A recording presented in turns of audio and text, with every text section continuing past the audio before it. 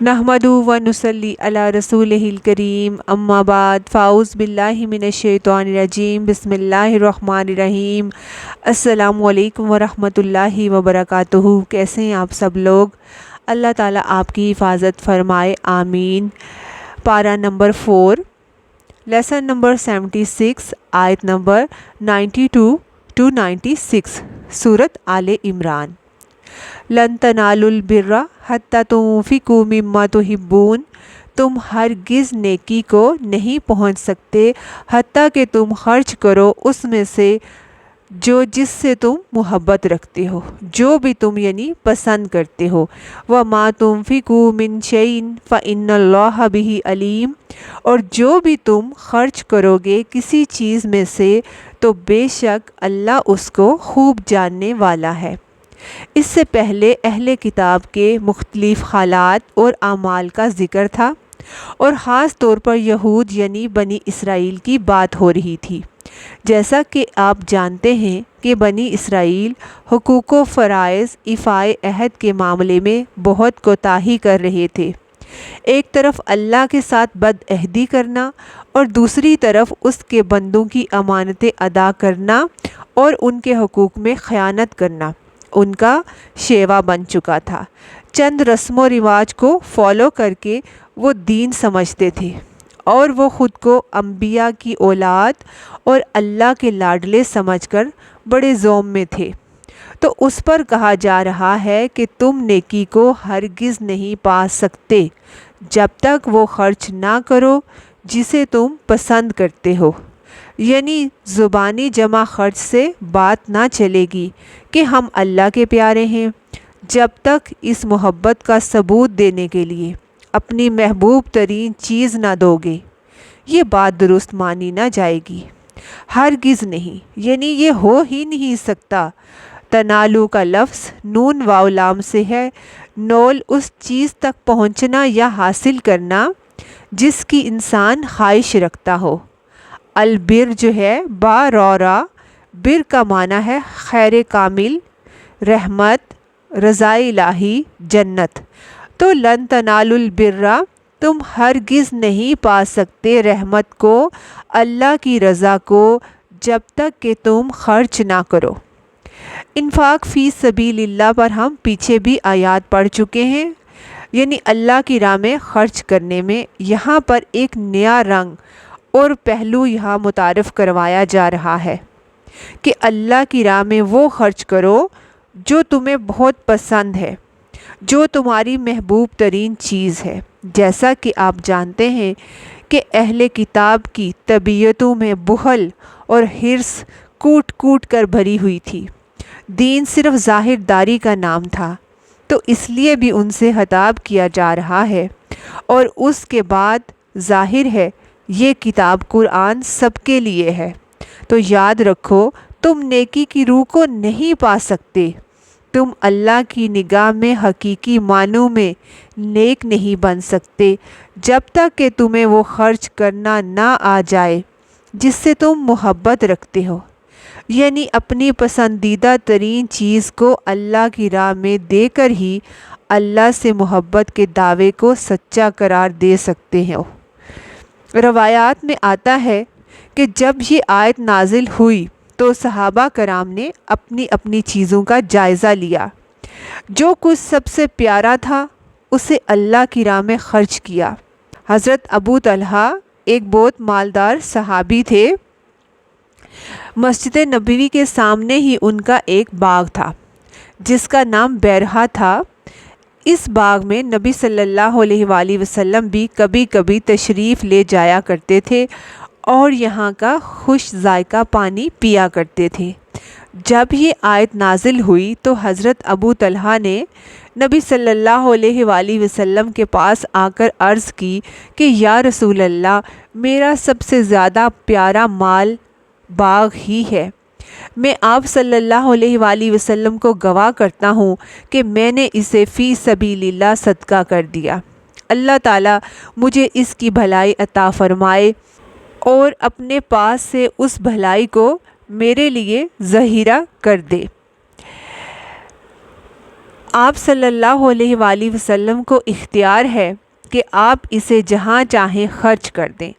آپ صلی اللہ علیہ وآلہ وسلم نے یہ بات سن کر بہت خوش ہوئے اور فرمانے لگے، وہ تو بہت نفع بخش مال ہے، یعنی اتنا قیمتی باغ ہے اور تم اسے اللہ کی راہ میں دے رہے ہو۔ میری رائے یہ ہے کہ تم اسے اپنے چچا زاد بھائیوں میں بانٹ دو، اپنے رشتہ داروں کو دے دو۔ چنانچہ نبی صلی اللہ علیہ وآلہ وسلم کا یہ فرمان سن کر حضرت ابو طلحہ رضی اللہ تعالیٰ عنہ نے وہ باغ اپنے چچا زاد بھائیوں میں بانٹ دیا، یعنی ان کا صدقہ بھی قبول ہو گیا اور واپس انہی کے خاندان کو لوٹا دیا گیا، کیونکہ بہترین صدقہ وہ ہوتا ہے جس کی ابتدا اپنے خاندان والوں سے کی جائے۔ اس آیت کو سن کر حضرت عبداللہ بن عمر فرماتے ہیں کہ میں نے جب یہ آیت تلاوت کی تو سوچا کہ مجھے تو کوئی چیز ایک کنیز سے زیادہ پیاری نہ تھی۔ یہ آیت سن کر اسے آزاد کر دیا، اور وہ کہتے ہیں اب تک میرے دل میں اس کی محبت ایسی ہے کہ اللہ کے نام پر دے کر واپس لوٹانا جائز ہوتا تو میں اس کو واپس لوٹا لیتا۔ حضرت عمر فاروق رضی اللہ تعالیٰ عنہ نبی صلی اللہ علیہ وآلہ وسلم کی خدمت میں حاضر ہوئے اور کہا، مجھے اپنے تمام مال میں سے خیبر کی زمین پیاری ہے، وہ بہت زرخیز تھی۔ کہا، میں اسے اللہ کی راہ میں دینا چاہتا ہوں، میں اسے کیسے وقف کروں؟ آپ نے فرمایا کہ اسے وقف کر دو، اس کا اصل روک کے رکھو اور پھل وغیرہ صدقہ کیا کرو، یعنی ساری زمین نہ دو بلکہ زمین کو رہنے دو، اور جو اس میں پیداوار ہو اسے صدقے میں دے دیا کرو۔ اس طرح حضرت زید بن حارثہ نے جب یہ آیت پڑھی تو بولے، اے اللہ، تو جانتا ہے میرے مال میں مجھے اپنا یہ گھوڑا سب سے زیادہ پسند ہے۔ انہیں اپنا ایک گھوڑا بہت پسند تھا۔ وہ اسے لے کر نبی صلی اللہ علیہ وآلہ وسلم کی خدمت میں حاضر ہوئے اور عرض کی، یا رسول اللہ، یہ فی سبیل اللہ ہے۔ آپ صلی اللہ علیہ وآلہ وسلم نے اسامہ بن زید یعنی انہی کے بیٹے کو اس پر سوار کر دیا۔ حضرت زید نے محسوس کیا کہ میں نے تو اللہ کے راستے میں دیا تھا اور آپ صلی اللہ علیہ وآلہ وسلم نے میرے ہی بیٹے کو واپس دے دیا۔ تو آپ صلی اللہ علیہ وآلہ وسلم نے فرمایا، بے شک اللہ تعالیٰ نے اس کو تم سے قبول کر لیا۔ تو اس سے کیا پتہ چلتا ہے کہ صحابہ کرام بہت عملی انسان تھے، وہ قرآن سنتے تھے، عمل کرتے تھے۔ آج ہم سنتے ہیں اور خوش ہوتے ہیں، اس کا علم بھی حاصل کرتے ہیں، بڑے اچھے مارکس بھی آتے ہیں اور خوش ہوتے ہیں۔ جہاں تک عمل کا تعلق ہے تو وہ ہم بات کی بات سمجھتے ہیں، اور بعد میں تو یہ آیات ہمیں بھول بھی چکی ہوتی ہیں۔ تو فرمایا، ہرگز نہیں تم نیکی کو پا سکتے۔ نیکی کو ذرا امیجن کریں کہ نیکی کہیں دور ہے، نیکی یا جنت یا اللہ کی رضا، اللہ کی خوشی اور رحمت وہ کہیں دور رکھی ہے، سوچے، اور آپ اس کو پانا چاہتے ہیں، اسے اٹھانا چاہتے ہیں، لیکن آپ کے راستے میں کوئی ایک بیریئر ہے۔ آپ کی سب سے زیادہ جو پسندیدہ ترین چیز ہے وہی بیریئر ہے۔ تو اللہ نے ہمیں دوسرے پارے میں بتایا تھا کہ وہ لوگ جو ایمان لاتے ہیں وہ اللہ کی محبت میں سب سے زیادہ شدید ہوتے ہیں، یعنی جن کے دل میں اللہ کی محبت پانے کی تڑپ ہوتی ہے وہ اس بر تک پہنچنا چاہتے ہیں، وہ اپنے راستے کی محبوب ترین چیز کو بھی ہٹا دیتے ہیں تاکہ وہ وہاں تک پہنچ سکے، اور انہیں ایسا کرنے میں کوئی مشکل بھی نہیں ہوتی۔ ہمیں بھی اپنے دلوں کو ٹٹولنا ہے، کھنگالنا ہے، اور دیکھیں اس میں سب سے زیادہ پیاری چیز کون سی ہے، اور کیا میں اس کو اللہ کی محبت پانے کے لیے قربان کر سکتی ہوں۔ قربان کرنے کا مطلب ایک تو یہ کہ وہ چیز کسی کو دے دینا، جیسے کوئی مال ہے، لیکن صرف مال نہیں، یہاں یہ نہیں کہا گیا کہ اپنے سامان میں سے کچھ خرچ کرو۔ لفظ کیا ہے؟ مما تحبون، جس سے تم محبت رکھتے ہو۔ اب یہ مال بھی ہو سکتا ہے، کوئی انسان بھی ہو سکتا ہے جیسے اولاد بھی، یا آپ کا اپنا کوئی شغل بھی ہو سکتا ہے، کوئی بھی چیز جس سے آپ محبت رکھتے ہیں، کوئی بھی کام جو آپ کا پسندیدہ ہو، اور اس سے مراد کوئی ضروری نہیں کہ بہت قیمتی چیز بھی ہو، ٹھیک ہے؟ یہاں محبوب چیز کہا گیا، قیمتی چیز کا نہیں۔ اور بسا اوقات کسی کے دل میں مال کی محبت ہو اور وہ قیمتی بھی ہو اور پسندیدہ بھی ہو۔ اب یہ ہر شخص خود دیکھے گا، ہر بندہ اپنا جائزہ خود لے گا، اس کا دل کیا کہتا ہے۔ اب دیکھیں، اللہ نے ہمیں ایسی آزمائش میں نہیں ڈالا کہ جس پر ہم پورے نہ اتر سکیں۔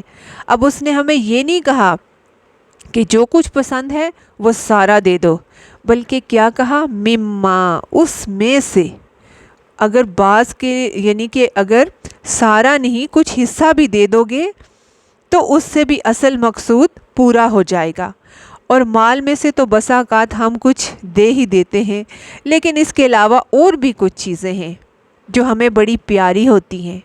اگر ہم لسٹ بنائیں تو سب سے پہلے اس میں ہماری ذات ہی ہوگی۔ سب سے زیادہ انسان کو اپنی ذات ہی پیاری ہوتی ہے، کسی کو پھر نیند بڑی پیاری ہوتی ہے، آپ کو اپنے گھر سے بڑا پیار ہوتا ہے، کسی کو اچھا لباس پہننا ہو اس کا محبوب مشغلہ ہو سکتا ہے، گولڈ، بچے، دوست، احباب، کچھ بھی ہو سکتا ہے۔ اور یہاں یہ بھی نہیں کہا گیا کہ صرف ایک چیز جو تمہیں پیاری ہو وہی ہو سکتی ہے، زیادہ بھی۔ آپ اپنا جب پیارا ہوتا ہے تو اسے اللہ کی راہ میں کیسے خرچ کر سکتے ہیں؟ اپنا آپ جب انسان کا پیارا اس کو لگتا ہو، یعنی اپنی ذات کو ہم اللہ کی راہ میں کیسے لگا سکتے ہیں کہ اللہ کے راستے پہ چلتے ہوئے، اس کے دین کے راستے میں چلتے ہوئے جو ہمیں مشکلات آئیں، جو ہم پہ اگر کچھ الزام بھی لگتے ہیں، ان کو تمام کو خوشی خوشی برداشت کر لینا ہے، خود کو اللہ کے راستے پہ چلانا ہے، اور ایسی باتوں پر رنجیدہ ہونے کی بجائے برداشت، تحمل، صبر اور دعا سے کام لینا ہے۔ دین کے معاملے میں کبھی محبت کو قربان کرنا پڑتا ہے، کبھی نیند قربان کرنی پڑتی ہے، صبح کی نیند خاص طور پر۔ لیکن جب انسان پر اللہ کی محبت غالب آ جاتی ہے تو فجر کے وقت کیا، سحر کے وقت بھی اٹھتا ہے۔ پھر اسی طرح آپ کو اپنی اولاد بھی پیاری ہوتی ہے۔ ان کو اللہ کی راہ میں کیسے دیں کہ انہیں اللہ کا وفادار بنائیں، دین کی خدمت کے لیے تیار کریں، دنیا کا تھوڑا سا نقصان برداشت کر کے انہیں دین کے راستے پہ لگا دیں، کیونکہ ماں باپ کو بچوں سے بڑی محبت ہوتی ہے۔ تو کیا ہوتا ہے کہ انہیں تکلیف نہ ہو، انہیں صبح فجر کی نماز کے لیے نہیں اٹھاتے، دنیا کے کاموں میں تکلیف دے کر خوش ہوتے ہیں، سکول سے دیر نہ ہو جائے، ٹیوشن سے دیر نہ ہو جائے، پیپر کے لیے تیاری کے لیے صبح اٹھنے میں دیر نہ ہو جائے، مگر دین کے کاموں کو میں بچوں کو تکلیف ہو یہ نہیں چاہیں گے۔ تو بچوں کے لیے دین کے معاملے میں بھی صبر کرنا آ جاتا ہے۔ گھروں کی محبت میں دیکھیں کہ ان کو سجانا بنانا کچھ لوگوں کو بہت پسند ہوتا ہے، مگر دین کے راستے پر، اللہ کے کاموں میں، دنیا کے لیے بہت وقت نہیں ہوتا، اور بہت سے مواقع ایسے بھی آتے ہیں کہ انسان کو اس کی مرضی کے خلاف کام کرنا پڑتے ہیں۔ تو یاد رکھیں، جب آپ کسی کو کوئی اپنی پسندیدہ چیز دیں تو پھر کیا کرنا ہوتا ہے؟ اس کا تذکرہ نہ کریں، احسان نہ جتلائیں، اللہ کی راہ میں دے کر خود کو مظلوم نہ سمجھیں۔ تو یاد رکھیں، جب انسان کسی سے محبت کرتا ہے تو پھر اس چیز کا ثبوت بھی دیتا ہے۔ محبت کیا مانگتی ہے؟ ثبوت۔ تو اللہ کی محبت کا ثبوت کیسے دیا جا سکتا ہے؟ اللہ کی خاطر باقی کسی بھی محبوب چیز کو قربان کر کے، کیونکہ انسان اللہ کو یہ ثابت کرتا ہے کہ یا رب، کیونکہ تو مجھے سب سے زیادہ پیارا ہے، اس لیے تیری رضا میں ہر وہ چیز دے سکتا ہوں جس سے میں محبت کرتا ہوں، کیونکہ تیری محبت ہر چیز سے بڑھ کر ہے، حتیٰ کہ انسان اپنی جان بھی دے جاتا ہے، اور دے کر ہم کوئی احسان نہیں کرتے، کیونکہ جان اور ہر چیز اسی کی دی ہوئی ہے، اور کچھ بھی دے کر اس کا حق ادا نہیں ہو سکتا۔ مال، اولاد، جان، کچھ اللہ کے آگے حیثیت نہیں رکھتے، اللہ کے سامنے کچھ بھی نہیں۔ تو یہ دراصل سب کا امتحان ہے کہ انسان اللہ کی خاطر کیا چھوڑ سکتا ہے۔ ابراہیم علیہ السلام کی مثال ہمارے سامنے ہے۔ انہوں نے اللہ کی خاطر ہر چیز چھوڑی، والدین، اولاد، ملک، کاروبار، ہر چیز جس کا کوئی تصور کر سکتا ہے۔ کیوں؟ اس بات کے ثبوت کے طور پر کہ وہ اللہ کو ہر چیز سے بڑھ کر چاہتے ہیں۔ اور یاد رکھیں، جس چیز کی جتنی زیادہ محبت ہوگی اسے اللہ کی راہ میں دینے کا اتنا ہی زیادہ اجر ہوگا۔ پھر فرمایا کل الطعام کان حلا لبنی اسرائیل، بنی اسرائیل کے لیے سارے کھانے حلال تھے، الا ما حرم اسرائیل علی نفسہ، مگر جو حرام کیا اسرائیل یعنی یعقوب علیہ السلام نے اپنی ذات پر، یعنی وہ ان کا اپنا پرسنل فیصلہ تھا، بنی اسرائیل کے اوپر اس کا حکم لاگو نہیں ہوتا تھا۔ اور یہ کب کی بات ہے؟ من قبل ان تنزل التوراۃ، تورات کے اترنے سے پہلے کی بات ہے۔ تورات کس پر اتری؟ موسیٰ علیہ السلام، اور موسیٰ علیہ السلام حضرت یعقوب علیہ السلام کے بعد آئے تھے۔ تو یعقوب علیہ السلام کس کی شریعت پر تھے؟ ابراہیم علیہ السلام۔ نبی صلی اللہ علیہ وآلہ وسلم نے مدینہ میں اس بات کا اعلان کیا کہ ہم اپنے باپ ابراہیم علیہ السلام کی شریعت پر ہیں۔ تو یہود نے اعتراض کرنا شروع کر دیا اور کہا، اگر تم کہتے ہو کہ ہم ابراہیم علیہ السلام کی شریعت پر ہیں تو شریعت ابراہیمی میں تو اونٹ کا گوشت حرام تھا، تو تم لوگوں نے اسے حلال کیسے کر لیا؟ کیونکہ مسلمان تو اونٹ کا گوشت کھایا کرتے تھے۔ تو اس پر اللہ نے فرمایا کہ بنی اسرائیل پر ابتدا میں یعقوب علیہ السلام کے دور میں ساری چیزیں حلال تھیں جو آج شریعت محمدی میں حلال ہیں۔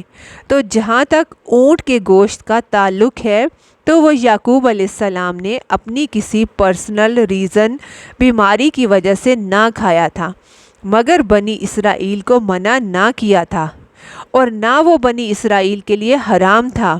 اور یہ سب کچھ اس وقت ہوا جب ابھی تورات اتری ہی نہ تھی، کیونکہ احکامات اور قوانین جو بنی اسرائیل کے لیے تھے وہ کس میں دیے گئے تھے؟ تورات میں۔ تو تورات تو تب اتری ہی نہیں تھی، اور موسیٰ علیہ السلام تو یعقوب علیہ السلام کے بعد کے ہیں۔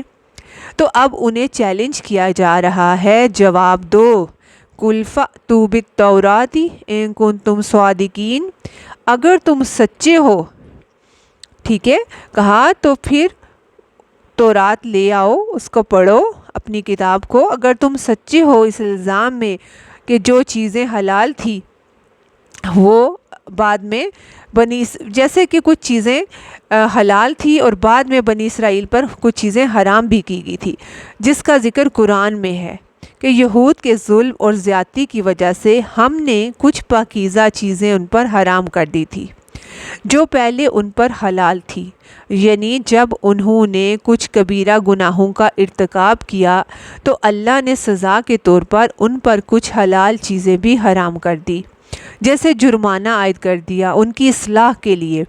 اور سورۃ آل عمران آیت 50 میں ہم نے پڑھا کہ عیسیٰ علیہ السلام نے کہا تھا، تاکہ میں حلال کر دوں تمہارے لیے بعض وہ چیزیں جو تم پر حرام کر دی گئی تھی۔ اور وہ کب ان پر حرام کی گئی تھی؟ جب بنی اسرائیل نے زیادتیاں اور گناہ کیے تھے۔ گویا یہود کا یہ اعتراض غلط تھا کہ تم نے فلاں حرام کو حلال کر لیا، جبکہ وہ انہوں نے خود پر حرام کی ہوئی تھی۔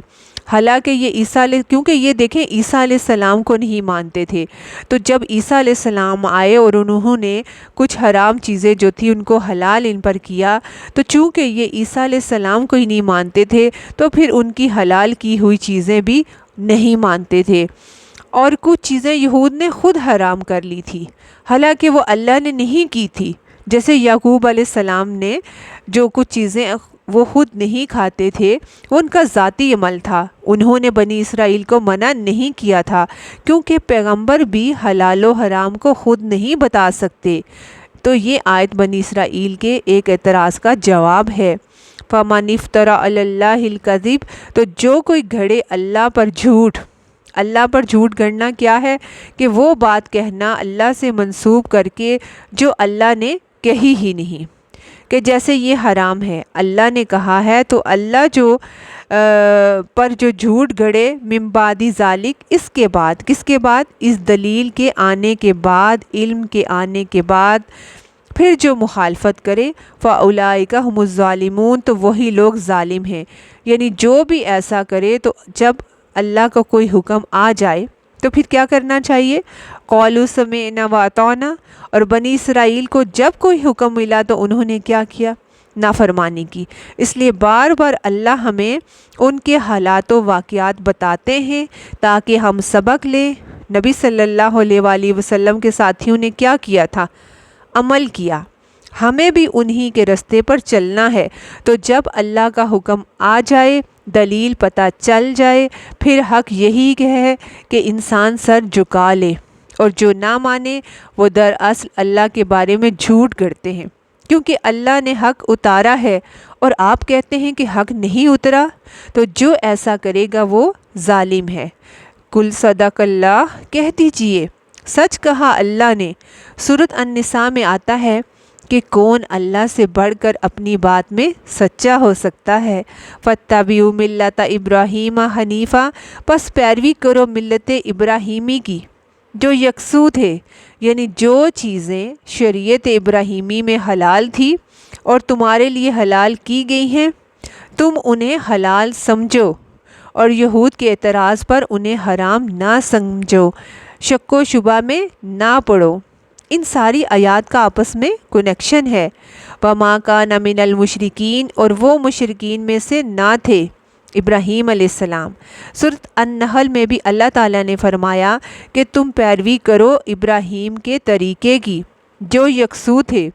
یہ حکم نبی صلی اللہ علیہ وآلہ وسلم کو دیا گیا، تو ہمارے لیے بھی کیا حکم ہے کہ ہم اس طریقے کی پیروی کریں، اور وہ طریقہ کہاں ہے؟ شریعت محمدی صلی اللہ علیہ وآلہ وسلم کے اندر پریزروڈ ہے۔ ان اول بیت وضع للناس، بے شک لوگوں کے لیے جو پہلا گھر بنایا گیا، للذی ببکۃ، البتہ وہی ہے جو مکہ میں ہے۔